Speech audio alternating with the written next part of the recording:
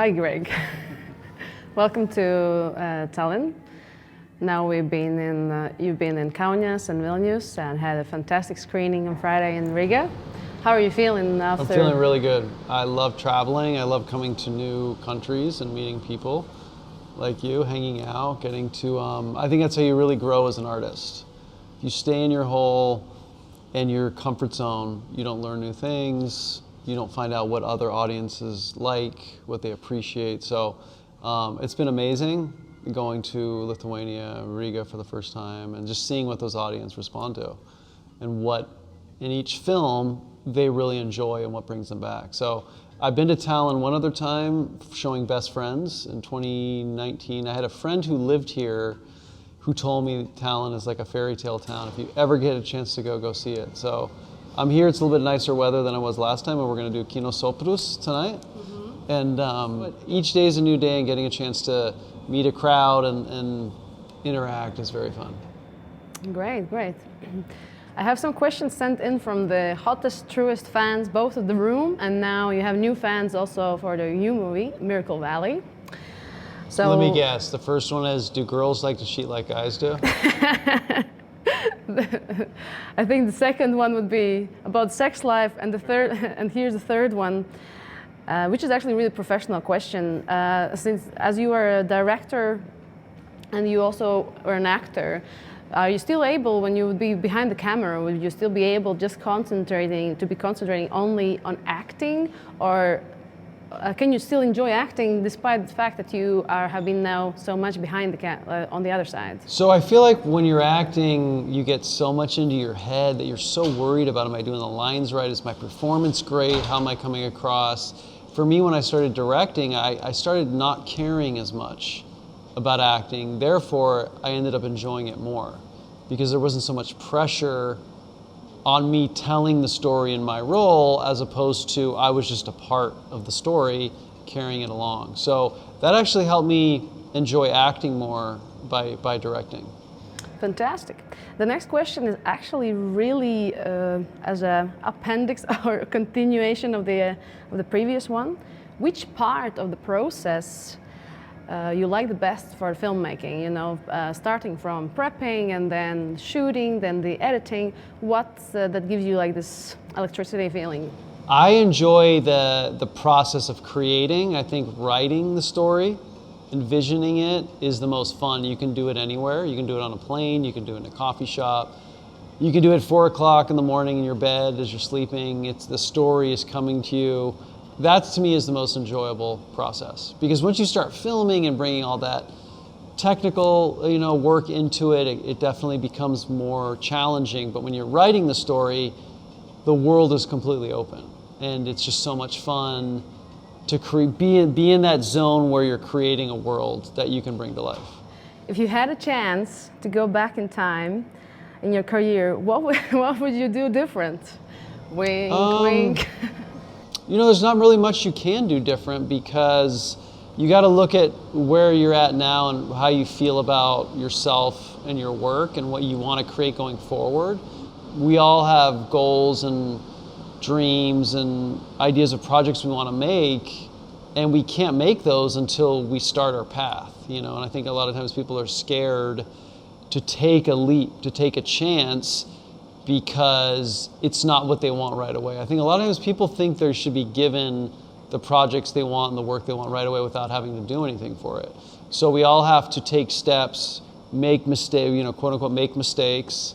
But without those mistakes, we don't learn anything. So I wouldn't change anything. I mean, I auditioned for a lot of, big movies, The Terminator 3, all these random movies, and looking back now 20 years, had I been in those, it would have been sort of a superficial win in a sense. I would have been part of these things that at the time society saw as cool. But 20 years later, I was in this random movie I didn't think anybody would see, called The Room, and it opened up a flood of creativity for me through writing. I got to write The Disaster Artist, and I got to get into genre filmmaking, stuff that I really would have never had a chance to do. So I don't think in art, I don't think you should ever look backwards. If you're looking backwards, it means you're not focused on what you're doing now, or you're not happy with what you're doing now. And that's all in your control. So I would have, I think back then maybe I would have written more. I would have like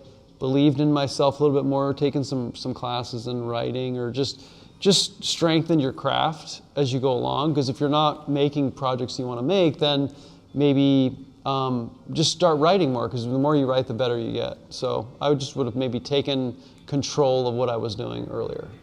So would that be your suggestion to new filmmakers, like in one sentence, to be more brave and just... Yeah, if you're wasting your time thinking about what you're not doing, then there's your answer. I think you should be enjoying each day, whether you're working for a project that you think is legit or not. Like, start creating your own work. I mean, like, we got a chance to go to your concert, and that was amazing, and it was something I think you could see the passion you had for it, the organization you had for it. Like, when you keep doing that, people will follow. If you don't do that and you wait for somebody to come to you and put that on, more than likely people aren't gonna do that. So, but the fact that you were a leader and put that on, that's what I think more people should be doing. They should be creating things. You should be able, if you're an artist, put an art gallery in a hotel, get people in, get your work out there, and your concert was great. You could see you enjoyed it, and you could see that. Thanks. Yeah. So I think that's the thing. Is nowadays you take control of your work. Mm-hmm. Next question is sort of really blends in this what you just said, because the screenings that you do have some certain audience that come to it. You know, the room fans, they know you through the room, and they just maybe didn't even have an idea that you are directing something. So since you've had so many screenings with this type of audience, how do you feel like about, what do you think about the future? Is there a possibility to somehow create that sort of audience on purpose? Or that, I guess that's a more precise question. Can you create a certain thing to have this much fun with the audience? Yeah, it's tricky. I think it's got to be something authentic that just sort of hooks a crowd. It's hard to put your finger on it, how to do it on purpose. I think you have to go out and make films that you're passionate about, and you hope audiences connect to them. Not every time. I mean, you look at some of these actors that I loved growing up. You know, Harrison Ford's been making movies for 40-something years. What do we always fall back to? Star Wars, Indiana Jones. There are very few movies that he made in between there that we talk about, you know? So I think you got to try to make the stuff that you love to make, and you got to think about your audience. You know, I think a lot of times people make something that they're known for, and then they want to go completely away from it and say, I don't talk about that. This is my new stuff. But you got to reward your crowd for supporting you. So you can still, I think, make new projects and take new risks of things that you're interested in, but you should always be thinking about your audience and what is going to entertain them, you know? Because you're literally putting on a show for the people who want to see you, and you got to make sure you're thinking of those things. So congratulations with a standing ovations in Riga.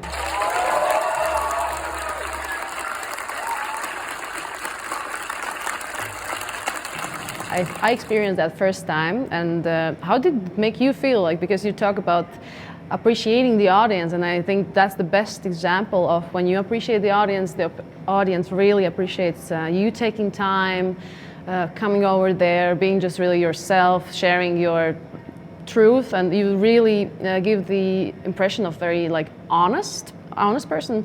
And I think that was the reason why there were standing ovations, not only because of the screenings and the room classic, of course, with people chanting the lines and everything, but it was something else. And yeah, congratulations is one, and second one, like, how did it make you feel that? Oh, Riga was tremendous. The people were so much fun. They came dressed up in costumes. The theater, I mean, was absolutely incredible. The size, the sound of it. That, I think, was the biggest reward, is getting to show something you've worked on in such a beautiful venue in another country with that many people appreciating it and cheering and laughing, and just getting to spend that time was really fun. And getting to, again, it's the quality of the theaters here are really impressive. You know, between Vilnius, Kaunas and Riga, now Tallinn. It's just, they love cinema, and you can tell. I mean, it's just, there's no greater reward than seeing whatever work you've done on such a big screen and with such great sound and people laughing and cheering throughout it. That's really what you work for. I mean, everything else, you can't really control, but the reward of showing your work in that type of environment is what you work for. With your extensive experience with fans and fan events, have you considered crowdfunding as a basis for your next project or projects? Like setting up a system like Kevin Smith with podcasts and everything, trying to make it into like a functional ecosystem for horror fans? Yeah, I've been approached many times about doing a podcast, and there's so many interesting things that I've experienced, just interest in general. I love true crime, I love horror films, I love haunting stories.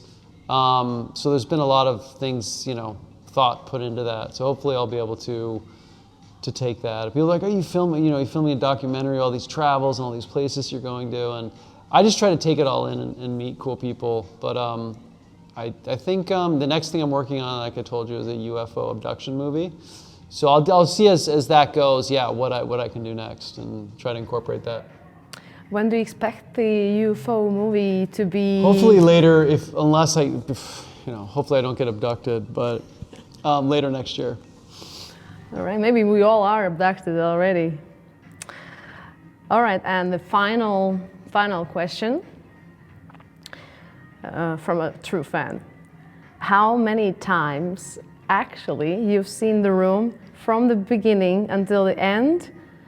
And honestly, haven't you gotten tired of it, or for all this story, or haven't you get tired of seeing it? So I don't really watch The Room. I've seen it maybe total 7 times, and a lot of that's been with the crowd with a microphone talking about the movie. So I don't really watch it. I'm usually either hanging out with friends or gone, or and then I always enjoy meeting new people, talking about their experience discovering The Room. How many people have become married, have like gotten together because of the film, and to me, that's what was so important with movies like Back to the Future and all that. Growing up with my brother, we would quote it and talk about it. So that is always rewarding. I mean, anytime people come to you and say, your movie did this for me, or your book, changed the way I saw friendship, or changed the way I wanted to approach my dream. I think, so I don't think of that way, like, oh man, I'm so tired of this movie.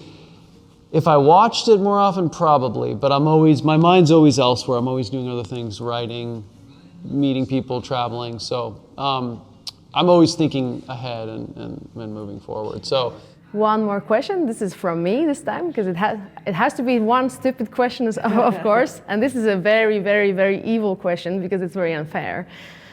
But occasion, which movie you would take on an inhabited island, and that would be the only movie you would be able to see for the rest of your life? I'd probably choose Back to the Future. Which part? Part 1. Part 1. I think it's just a movie that is uplifting and it's creative, and it gets you thinking about your own life, and therefore, with that imagination, the movie is very rewatchable. So I think it's a feel-good movie that is a different take on family and love. Sweet. Well, thank you for the interview. Thank you. Thank you for all the amazing adventure through the Baltics. And this is also in the interview, by the way. I didn't roast you with stupid questions because I think audience has the best ones. They are really, really, really neat and well thought of. So you can get your dosage tonight. Definitely. Good luck with the premiere tonight and with all the next premieres. Following your tour. We've seen your schedule it's crazy, and it's also inspiring. It made our asses to squeeze in and work harder. So thank you for inspiration. Thank you for being here. You're anytime welcome to the Baltics, and good luck with your upcoming UFO projects. Many UFO projects. Yeah, there's going to be many. Thank you. Yeah, thank you.